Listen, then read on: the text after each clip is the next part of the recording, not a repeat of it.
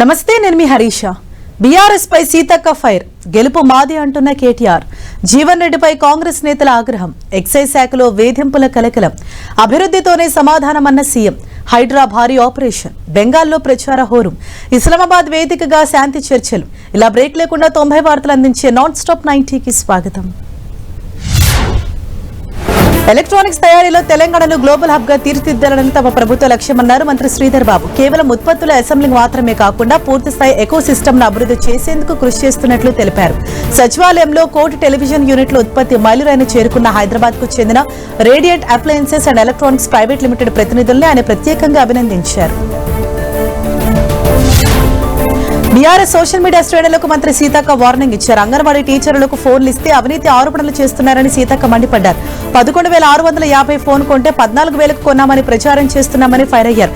తప్పుడు ఆరోపణలు చేస్తే చెప్పు తెగుద్ది అన్నారు సీతక్క. అబద్దాల పునాదులపై బీఆర్ఎస్ బతుకుతోందన్నారని, తప్పుడు ప్రచారాలు చేస్తే తాట తీస్తామన్నారు మంత్రి సీతక్క.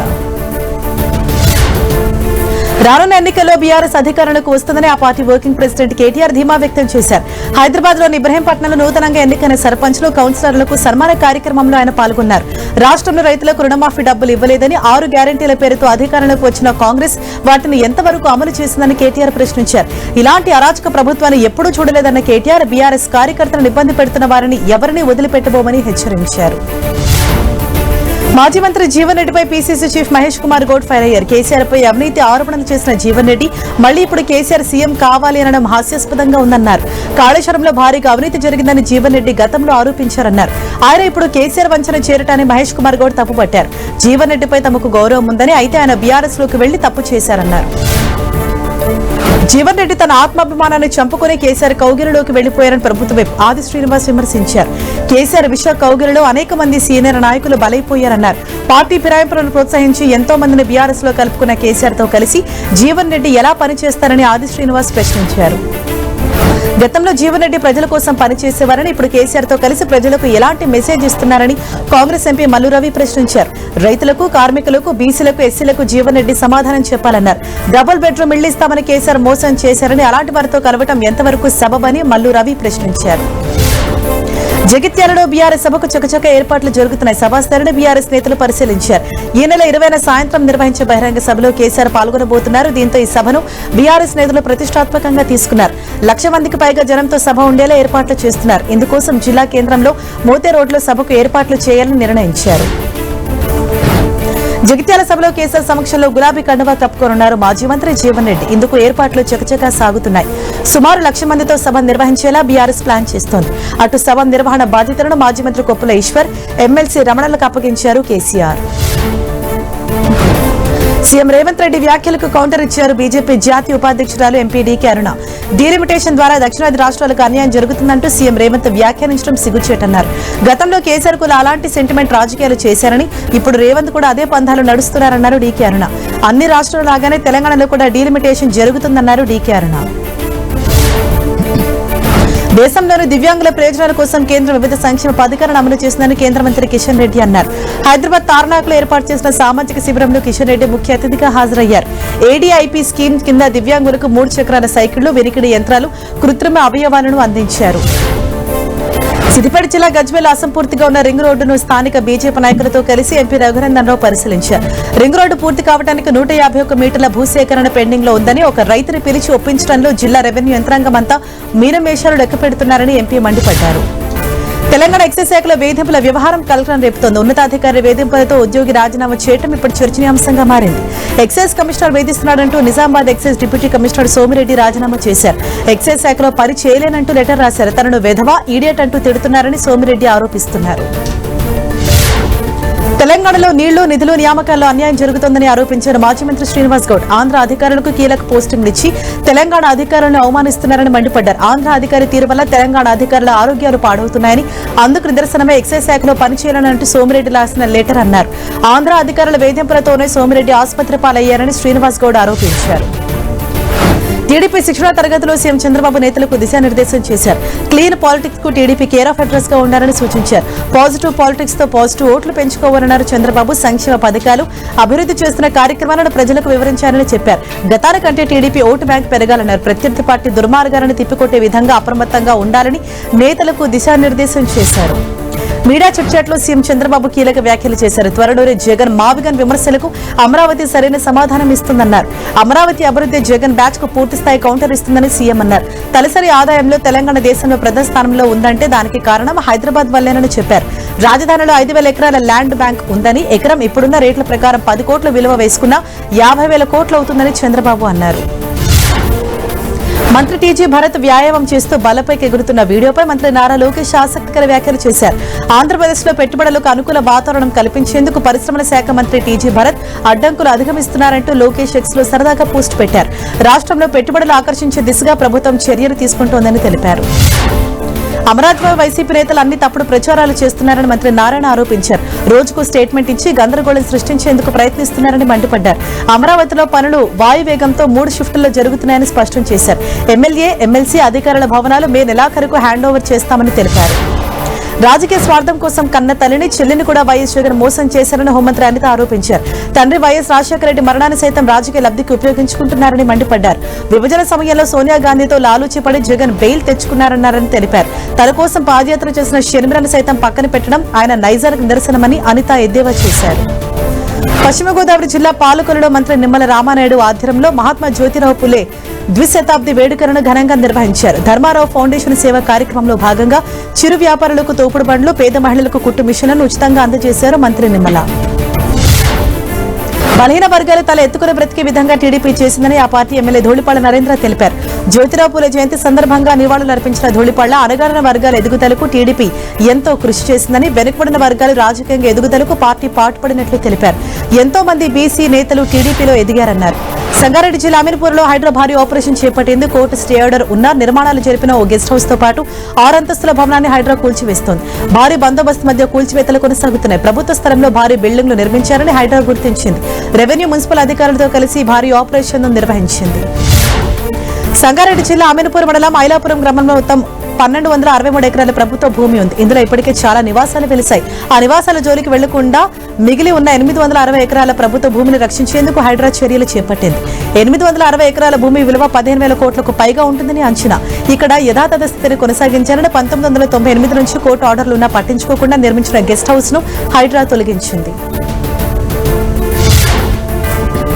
ఐలాపురంలో హైడ్రా యాక్షన్ తో గ్రామంలో సంబరాలు మొదలయ్యాయి. కబ్జా కోరులు తొలగిపోతున్నాయని జనం పండుగల సెలబ్రేషన్స్ చేసుకున్నారు. హైడ్రా యాక్షన్ కు గ్రామస్తులు సంపూర్ణ మద్దతు ప్రకటించారు. ప్రభుత్వ భూముల కబ్జా అరికట్టాలని పెద్ద ఎత్తున గ్రామస్తులు ప్లకార్డులు పట్టుకుని మద్దతు పలికారు. రాజగోపాల్ నగర్ కు చెందిన ఫ్లాట్ ఓనర్లు, స్థానిక యువకులు బాణసంచా పేల్చి తమ సంతోషాన్ని వ్యక్తం చేశారు. మొయినాబాద్ డ్రగ్స్ కేసు నిందితులను సిట్ అధికారులు మరోసారి కస్టడీకి తీసుకున్నారు. ఈ కేసులో పైలట్ రోహిత్ రెడ్డితో పాటు మరో 2 నిందితులను 2 రోజుల కస్టడీ కుప్పరపల్లి కోర్టు అనుమతించింది. దీంతో నిందితులను సిట్ అధికారులు విచారించారు. నిందితుల బ్యాంకు లావాదేవీలపై ఆరా తీసినట్లు సమాచారం. ప్రముఖ సింగర్ మంగ్లీపై కేసు నమోదైంది. మైక్రో ఫైనాన్స్ పేరుతో 10 కోట్ల రూపాయలు మోసం చేశారనే ఆరోపణలతో మంగ్లీ, ఆమె సోదరుడు సహా మరో 3 కేసు నమోదైంది. గోకులానందన ఇన్ఫ్రా ఇండియా ప్రైవేట్ లిమిటెడ్ పేరిట పెట్టుబడులు సేకరించినట్లు బాధితులు ఆరోపించారు. Import, export, real estate, trading వ్యాపారాల్లో పెట్టుబడులు పెడతామని నమ్మించి సుమారు 150 మంది నుంచి డబ్బులు సేకరించినట్లు బాధితులు ఆరోపించారు. మరోవైపు మైక్రో ఫైనాన్స్ స్కామ్ కేసు నుంచి తప్పుకోవాలంటూ తనను బెదిరిస్తున్నారని అడ్వకేట్ సుబ్బారావు పోలీసులకు ఫిర్యాదు చేశారు. సెంట్రల్ మినిస్టర్ పేరు చెప్పి బెదిరిస్తున్నారని పంజాగుట్ట పోలీస్ స్టేషన్లో ఫిర్యాదు చేశారు. ఈ స్కామ్ తో సింగర్ మంగ్లీకి డైరెక్ట్ గా సంబంధం ఉందని అడ్వకేట్ సుబ్బారావు ఆరోపించారు. మరోవైపు లాయర్ సుబ్బారావు తనపై దుష్ప్రచారం చేస్తున్నారని మంగ్లీ అంటున్నారు. అతనికంటే ముందే తాను నార్సింగ్ పోలీసులకు ఫిర్యాదు చేశానన్నారు. నోట్ల కట్టలు చూపి తనను బద్నాం చేస్తున్నారని ఆరోపించారు ఆమె. ఆ డబ్బుతో తనకేం సంబంధం లేదన్నారు సింగర్ మంగ్లీ. సుబ్బారావు ఆరోపణలతో తాను తీవ్ర మానసిక ఒత్తిడికి లోనట్లు చెప్పారు.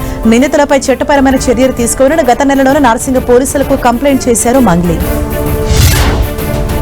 ఎన్టీఆర్ జిల్లా కంచకచర్ల మండలం కీసర టోల్గేట్ దగ్గర ఘోర రోడ్డు ప్రమాదం జరిగింది. కారుపై ఫ్లై యాష్ లారీ బోల్తా పడింది. ఘటనలో కారు నుజ్జునుజ్జైంది. జేసీబీ సాయంతో 2 గంటల పాటు రెస్క్యూ చేసి కారుపై నుంచి లారీని తొలగించారు. కారులో ప్రయాణిస్తున్న అడ్వకేట్ శ్రీనివాసరావు చనిపోయినట్లు గుర్తించారు. లారీ టోల్గేట్ దాటుతున్న సమయంలో కారుపై పడింది. బ్రేకులు ఫెయిల్ కావడంతో అదుపు తప్పిన లారీ కారుపై బోల్తా పడింది. పల్నాడు జిల్లా మాచర్ల ఏఎస్ఐ శ్రీనివాసరావుపై సస్పెన్షన్ వేటు పడింది. ఏఎస్ఐ శ్రీనివాసరావును సస్పెండ్ చేస్తూ ఐజీ ఉత్తర్వులు జారీ చేశారు. ప్రేమ జంటల వీడియోలు తీసి బెదిరించి డబ్బులు వసూలు చేసినట్లు ఏఎస్ఐ శ్రీనివాసరావుపై ఆరోపణలు రావడంతో అధికారులు యాక్షన్ తీసుకున్నారు. శ్రీనివాసరావు ఆటో డ్రైవర్ సాయంతో ప్రేమ జంటల వీడియోలు తీయించాడు. ఏఎస్ఐ బెదిరింపు వీడియోలు వైరల్ కావడంతో ఉన్నతాధికారులు చర్యలు తీసుకున్నారు. యాదగిరిగుట్ట శ్రీ లక్ష్మీనరసింహస్వామి దేవాలయంలో సిబ్బంది చేతివాట మరోసారి బయటపడింది. ఆలయంలో ప్రసాదాల తయారీకి వాడే జీడిపప్పు, కిస్మిస్ వంటి డ్రై ఫ్రూట్స్ ను పక్కదారి పట్టిస్తున్నారు. పై స్థాయి అధికారులు వీటిని కాజేస్తుంటే కింది స్థాయి ఉద్యోగులు మరో అడుగు ముందుకేసి ఏకంగా దేవస్థాన గోదాంలోని కిలోల కొద్ది కాజు పకోడీ తయారు చేసి అక్రమంగా తరలిస్తున్నారు. 4.5 ఏళ్లుగా ఈ పకోడీ గ్యాంగ్ ఈ చీకటి దందా చేస్తున్నట్లు ఆరోపణలు వస్తున్నాయి. కృష్ణా జిల్లా గుడివాడకు చెందిన సాఫ్ట్వేర్ ఉద్యోగి హర్యానాలో దారుణ హత్యకు గురయ్యాడు. గుడివాడ దగ్గర బేతవోలు గ్రామానికి చెందిన బండ్ల రుషికేష్ హర్యానాలోని ఓ సాఫ్ట్వేర్ కంపెనీలో ఇటీవల ఉద్యోగం పొందాడు. 10 రోజుల క్రితమే ఉద్యోగంలో చేరిన రుషికేష్ కంపెనీ కేటాయించిన రూమ్ లో శవమై కనిపించాడు. రక్తపు మడుగులో పడి ఉన్న రుషికేష్ ను పోలీసులు ఆసుపత్రికి తరలించారు. ఘటనపై కేసు నమోదు చేసుకుని దర్యాప్తు చేపట్టారు. హైదరాబాద్ మంగళహాట్ లో పోలీసులు కార్డన్ సర్చ్ నిర్వహించారు. 200 మంది పోలీసులతో తనిఖీలు చేశారు. ఈ సోదాల్లో స్టోర్ చేసిన అనేక సిలిండర్స్ ను స్వాధీనం చేసుకున్నారు. 10 కమర్షియల్, 10 డొమెస్టిక్ సిలిండర్లు, మరో 15 చిల్ల సిలిండర్లను స్వాధీనం చేసుకున్నారు. అలాగే సరైన పత్రాలు లేని అనేక వాహనాలను సీజ్ చేశారు. ప్రజలు ఎవరూ చట్ట వ్యతిరేక కార్యకలాపాలకు పాల్పడవద్దని పోలీసులు హెచ్చరించారు. సత్యసాయి జిల్లా హిందూపురంలో పోలీసులు ఆపరేషన్ వజ్ర ప్రహార్ చేపట్టారు. రికార్డులు సరిగెళ్లని 35 బైకులతో పాటు ఆటోను సీజ్ చేశారు. ముఖ్యంగా గంజాయి, డ్రగ్స్ కు బానిసైన వారు గతంలో నేరాలకు పాల్పడి ఈ ప్రాంతంలో ఉన్నారా అంటూ ఆరా తీశారు. ఈ ప్రాంతంలో ఎవరైనా అనుమానాస్పదంగా సంచరిస్తే తమకు సమాచారం అందించాలని పోలీసులు సూచించారు. రాజన్న సిరిసిల్ల జిల్లాలో దొంగలు రెచ్చిపోయారు. ఎల్లారెడ్డిపేట మండల కేంద్రంలో రెచ్చిపోయిన దొంగలు ఏకంగా ఎస్బీఐ ఏటీఎం ను ఎత్తుకెళ్లారు. ఈ ఏటీఎం ఎల్లారెడ్డి పోలీస్ స్టేషన్ కు కూతవేటు దూరంలోనే ఉంది. దొంగలు ఎత్తుకెళ్లిన ఏటీఎంలో 8 లక్షల రూపాయలు నగదు ఉన్నట్లుగా తెలుస్తోంది. ఏటీఎంలో నగదు తీసుకుని ఖాళీ డబ్బాను అక్కపల్లి శివార్లలో పడేశారు. పోలీసులు కేసు నమోదు చేసి దర్యాప్తు చేస్తున్నారు. సూర్యాపేట జిల్లా కోదాడ సమీపంలో ఘోర రోడ్డు ప్రమాదం జరిగింది. లారీని ఓ ప్రైవేట్ ట్రావెల్స్ బస్సు ఢీకొట్టింది. ఈ ఘటనలో బస్సులో ప్రయాణిస్తున్న 10 మంది ప్రయాణికులకు తీవ్ర గాయాలయ్యాయి. వీరిని కోదాడ ఏరియా ప్రభుత్వ ఆసుపత్రికి తరలించి చికిత్స అందిస్తున్నారు. అటు ప్రమాద ధాటికి లారీ వెనుక భాగంలో బస్సు క్యాబిన్ ఇరుక్కుపోయింది. బస్సు డ్రైవర్ నిద్రమత్తే ప్రమాదానికి కారణమని పోలీసులు అనుమానిస్తున్నారు. విశాఖ గాజువాకలో ట్రావెల్స్ బస్సు అగ్నికి ఆహుతైంది. వినీత టూర్స్ అండ్ ట్రావెల్స్ బస్సులో ఒక్కసారిగా మంటలు అంటుకున్నాయి. ఈ ప్రమాదంలో బస్సు పూర్తిగా దగ్ధమైంది. షార్ట్ సర్క్యూట్ వల్లే బస్సులో మంటలు చెలరేగినట్లు తెలుస్తోంది. ప్రమాద సమయంలో బస్సులో ఎవరూ లేకపోవడంతో పెను ప్రమాదం తప్పింది. అటు మంటలు అంటుకోగానే డ్రైవర్ అప్రమత్తమై కిందకు దూకేశాడు. కామారెడ్డి ఓఆర్ఆర్ పరిధిలోని కోర్ అర్బన్ రీజియన్ ఎకానమీ పరిధిలో విజిలెన్స్ అండ్ ఎన్ఫోర్స్మెంట్ అధికారులు ఆకస్మిక దాడులు నిర్వహించారు. 10 ప్రత్యేక బృందాలు వివిధ ప్రభుత్వ సేవా కేంద్రాలు, నియంత్రణ కార్యాలయాలు మరియు పారిశ్రామిక ప్రాంతాల్లో తనిఖీలు చేపట్టాయి. నిబంధనలు పాటించని కాలుష్యకారక పరిశ్రమలను తరలింపునకు చర్యలు తీసుకుంటామని అధికారులు తెలిపారు. నిజామాబాద్ జిల్లా రెంజల్ మండలం కందకుర్తిలో నిర్మించిన కేశవ స్ఫూర్తి మందిరాన్ని ఆర్ఎస్ఎస్ చీఫ్ మోహన్ భగవత్ ప్రారంభించారు. ఆర్ఎస్ఎస్ శతాబ్ది ఉత్సవాలను పురస్కరించుకుని సంఘ వ్యవస్థాపకులు హెగ్దేవార్ పూర్వీకుల గ్రామమైన కందకుర్తిలో 30 కోట్లతో ఈ మందిరాన్ని అత్యద్భుతంగా నిర్మించారు. భద్రాద్రి కొత్తగూడెం జిల్లా ఇందులో గత ప్రభుత్వ హయాంలో నిర్మించిన మోడల్ మార్కెట్ ఇప్పుడు మందుబాబులకు అడ్డాగా మారింది. మార్కెట్ ని వినియోగించకపోవడంతో 8 కోట్ల రూపాయలతో 192 గదులతో నిర్మించిన ఈ నిర్మాణం ఇప్పుడు అసాంఘిక కార్యక్రమాలకు కేర్ ఆఫ్ అడ్రస్ గా మారింది. వనపర్తి జిల్లా పెబ్బేరు మున్సిపల్ కేంద్రంలో విషాదకర సంఘటన చోటు చేసుకుంది. యువతి నిఖిత ప్రేమలో మోసపోయి ఆత్మహత్యయత్నానికి పాల్పడింది. ప్రియుడు మహేష్ మరో యువతిని పెళ్లి చేసుకుని పరారు కావడంతో తీవ్ర మనస్తాపంతో నిఖిత పురుగుల మందు తాగి బలవన్మరణానికి యత్నించింది. ప్రస్తుతం ఆసుపత్రిలో చికిత్స పొందుతోంది. విశాఖ పాత గాజువాక సెలెస్ట్ గ్రేటర్ కమ్యూనిటీలో ఓ వ్యక్తి బిల్డింగ్ మీద నుంచి ప్రమాదవశాత్తు కింద పడటంతో అతడు స్పాట్ లోనే చనిపోయాడు. అపార్ట్మెంట్ 15వ అంతస్తు నుంచి కింద పడటంతో అక్కడికక్కడే ప్రాణాలు వదిలాడు. అయితే ప్రమాదమా లేక ఆత్మహత్యనా అన్న కోణంలో పోలీసులు దర్యాప్తు చేస్తున్నారు. తెలంగాణలో ఎండలు ఠారెత్తిస్తున్న ఉదయం 9 గంటలకే ఎండలు మండిపోతున్నాయి. పెరుగుతున్న ఎండ వేడికి తెలంగాణలో పలు జిల్లాలకు ఆరెంజ్ అలర్ట్ జారీ చేసింది హైదరాబాద్ వాతావరణ కేంద్రం. ఖమ్మం, మహబూబ్ నగర్ జిల్లాలకు ఆరెంజ్ అలర్ట్ జారీ చేశారు. ఈ జిల్లాలో ఎండ తీవ్రత 40 డిగ్రీల వరకు నమోదయ్యే అవకాశం ఉందన్నారు. రాష్ట్రంలోని మిగిలిన అన్ని జిల్లాల్లో కూడా ఎండ తీవ్రత అధికంగానే ఉంటుందని, ప్రజలు అప్రమత్తంగా ఉండాలని అధికారులు సూచించారు. అనంతపురం జిల్లా గార్లదిన మండలం మర్తాడులో యాపిల్ పంట పండుతోంది. యాపిల్ తోటపై ఎన్టీవీ ప్రసారం చేసిన కథనాన్ని చూసి జిల్లా అధికారులు స్పందించారు. జిల్లా కలెక్టర్ ఆనంద్ ఉద్యానవన శాఖ అధికారులతో కలిసి మార్తాడు చేరుకున్నారు. అక్కడి నుంచి నేరుగా రైతు రమణారెడ్డి సాగు చేసిన యాపిల్ తోటకు వెళ్లారు. తోటంతా కలిగి తిరిగి యాపిల్ చెట్లను పరిశీలించారు. ఎలా పండిస్తున్నారో రైతు రమణారెడ్డితో మాట్లాడి ఆరా తీశారు. బెంగాల్లో ప్రధాని మోదీ ఎన్నికల ప్రచారం నిర్వహించారు. ముర్షిదాబాద్ లో జరిగిన బహిరంగ సభలో ప్రధాని మోదీ పాల్గొన్నారు. టీఎంసీపై నిప్పులు చెరిగారు ప్రధాని మోదీ. చొరబాటుదారులపై టీఎంసీ ఆధారపడిందని విమర్శించారు. బీజేపీ అధికారంలోకి రాగానే యూసీసీని అమలు చేస్తామని మోదీ హామీ ఇచ్చారు. ఎన్నికల్లో టీఎంసీకి ఓటమి తప్పదన్న ప్రధాని ప్రజల హక్కులను హరించే వారిని జైలుకు పంపిస్తామని హెచ్చరించారు. పశ్చిమ బెంగాల్లోని బంకురాలో కేంద్ర హోంమంత్రి అమిత్ షా ఎన్నికల ప్రచారం నిర్వహించారు. ఆదివాసీ మహిళను రాష్ట్రపతి చేసిన ఘనత బీజేపీదని అమిత్ షా అన్నారు. ఆదివాసులంతా బీజేపీకి అండగా నిలవాలని కోరారు. సీఎం మమతా బెనర్జీ ఆదివాసులను పట్టించుకోవటం లేదని మండిపడ్డారు. బెంగాల్లో బీజేపీ అధికారంలోకి రావటం ఖాయమని అమిత్ షా అన్నారు. పశ్చిమ బెంగాల్ ఎన్నికల ప్రచారంలో సీఎం మమతా బెనర్జీ దూకుడు పెంచారు. భవానీపూర్ నుంచి తన అభ్యర్థిత్వాన్ని రద్దు చేయించడానికి బీజేపీ ప్రయత్నించిందని ఆమె ఆరోపించారు.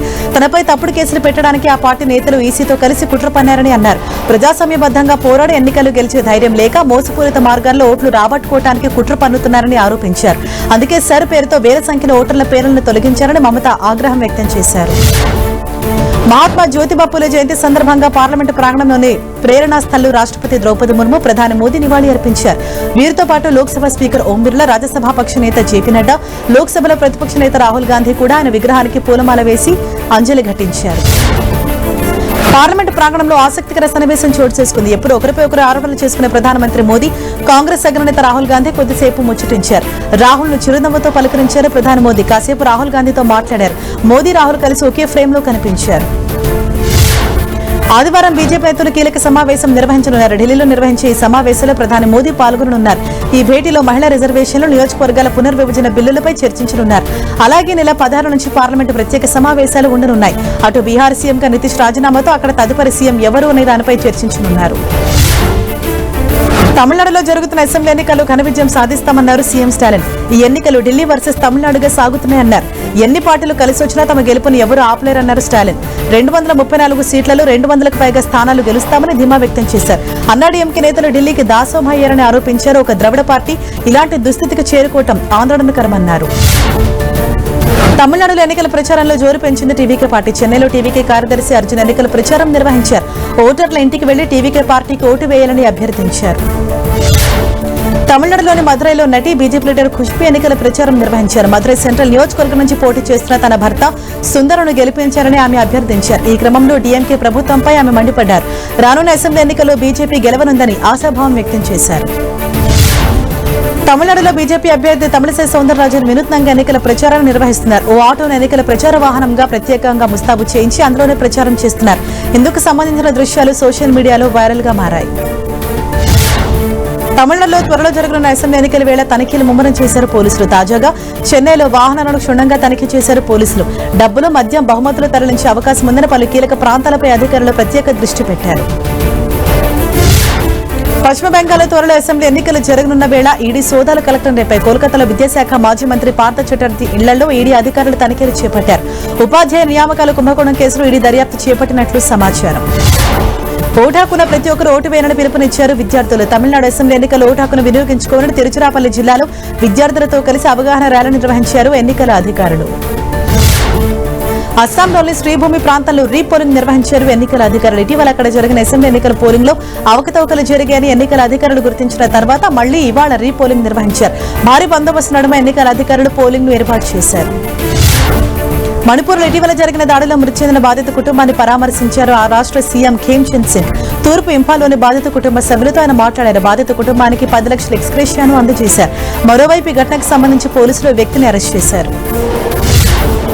ఉత్తరప్రదేశ్ యమునా నదిలో పడవ మునిగిన ఘటనలో రెస్క్యూ చర్యలు కొనసాగుతున్నాయి. ఎన్డీఆర్ఎఫ్, ఎస్డీఆర్ఎఫ్ బృందాలతో పాటు స్థానిక గజయితగాళ్లు గాలింపు చర్యలో పాల్గొన్నారు. బృందావన్ సమీపంలోని కేసీఘాట్ దగ్గర యమునా నదిలో బోల్తపడిన పడవను ఎన్డీఆర్ఎఫ్ బృందాలు వెలికి తీశాయి. పడవ ప్రమాదాల్లో 10 మంది మరణించగా 22 మందిని రక్షించి ఆసుపత్రికి తరలించారు. ఉత్తరప్రదేశ్లోని మధురలో పడవ ప్రమాద ఘటనా స్థలాన్ని డీఎంసీసీ సింగ్ సందర్శించారు. కొనసాగుతున్న సహాయక చర్యల గురించి అడిగి తెలుసుకున్నారు. నీటిలో మునిగిపోయిన 5 వ్యక్తుల కోసం రెస్క్యూ కొనసాగుతుందన్నారు. మద్రాలోని పడవ ప్రమాదంలో మృతి చెందిన మృతదేహాలకు అంత్యక్రియలు నిర్వహించారు బాధిత కుటుంబ సభ్యులు. పడవ ప్రమాదంలో మృతి చెందిన లూథియానాకు చెందిన వ్యక్తి అంత్యక్రియలు కుటుంబ సభ్యులు నిర్వహించారు. ఢిల్లీ డెహ్రాడూన్ ఎక్స్ప్రెస్ వే ప్రారంభోత్సవానికి రెడీ అయింది. నెల 14న ప్రధాని మోదీ ఎక్స్ప్రెస్ వేను ప్రారంభించనున్నారు. డెహ్రాడూన్ నుంచి ఢిల్లీకి చేరుకోవడానికి ఇప్పటి వరకు 5 గంటల సమయం పట్టేది. కానీ ఎక్స్ప్రెస్ వే నిర్మాణంతో కేవలం 3 గంటల సమయం పట్టనుంది. రోడ్లకు ఇరువైపులా నిల్చుని విద్యార్థులు పరీక్షలు రాసిన ఘటన బీహార్లో చోటు చేసుకుంది. సివాన్ జిల్లాలోని ఓ కోచింగ్ సెంటర్ విద్యార్థులకు పరీక్ష నిర్వహించింది. అయితే సరైన గదులు లేకపోవడంతో విద్యార్థులు రోడ్లపై ఇరువైపులా నిల్చుని పరీక్షలు రాశారు. ఈ సంఘటనకు సంబంధించిన వీడియో ప్రస్తుతం సామాజిక మాధ్యమాల్లో చక్కర్లు కొడుతోంది. ఇస్లామాబాద్ వేదికగా జరిగిన ఇరాన్ అమెరికా శాంతి చర్చలు కొనసాగాయి. లెబనాన్లో సీజ్ ఫైర్ ఫ్రీజ్ చేసిన ఆస్తులను రిలీజ్ చేయాలనే కండిషన్స్ కు అమెరికా ఒప్పుకున్నట్లు సమాచారం. ఈ శాంతి చర్చలో జేడీ వాన్స్ తో పాటుగా అమెరికా ప్రత్యేక ప్రతినిధి స్టీవ్ విట్కాఫ్, అలాగే ట్రంప్ అల్లుడు జారెడ్ కుష్నర్ కూడా పాల్గొన్నారు. అటు ఇరాన్ తరపున Iran parliament speaker Mohammad Baqer Qalibaf, విదేశాంగ మంత్రి సయ్యద్ అబ్బాస్ అరాక్చీతో కూడిన టీం పాల్గొంది. ఇక ఇరాన్ అగ్రనేతలను ఇస్లామాబాద్ కు తరలించిన విమానానికి మినాబ్ 168 అని పేరు పెట్టారు. అంతేకాదు విమానంలోని ఖాళీ సీట్లలో కొందరు విద్యార్థుల ఫోటోలు అమర్చారు. ఇరాన్లోని మినాబ్ పట్టణంలో గల బాలికల పాఠశాల మీద అమెరికా జరిపిన క్షిపణి దాడిలో ప్రాణాలు కోల్పోయిన చిన్నారుల ఫోటోలను ఆ సీట్లలో పెట్టారు. అమెరికా దాడులతో జరిగిన ప్రాణ నష్టానికి ప్రపంచానికి గుర్తు చేయాలనే ఉద్దేశంతో ఈ చర్యలు చేపట్టారు. నటి సారా అర్జున్ మధ్యప్రదేశ్లోని ఉజ్జయిని ఆలయాన్ని సందర్శించారు. తండ్రి రాజ్ అర్జున్తో కలిసి వచ్చిన ఆమె ఆలయంలో ప్రత్యేక పూజలు చేశారు. భస్మహారతిలో పాల్గొన్నారు. ఆలయాన్ని సందర్శించడం గొప్ప అనుభూతిగా ఉందని సారా అర్జున్ తెలిపారు. సన్ రైజర్స్ హైదరాబాద్ పై పంజాబ్ కింగ్స్ 6 వికెట్ల తేడాతో విజయం సాధించింది. తొలుత బ్యాటింగ్ చేసిన హైదరాబాద్ జట్టు నిర్ణీత 20 ఓవర్లలో 6 వికెట్ల నష్టానికి 219 పరుగులు చేసింది. అభిషేక్ శర్మ 28 బంతుల్లో 78 పరుగులు చేశారు. తర్వాత బ్యాటింగ్ దిగిన పంజాబ్ కింగ్స్ 18.5 ఓవర్లలో లక్ష్యాన్ని ఛేదించింది. ప్రియాన్స్ ఆర్య, ప్రభు సిమ్రాన్ సింగ్, శ్రేయస్ అయ్యర్ హాఫ్ సెంచరీలతో రాణించారు.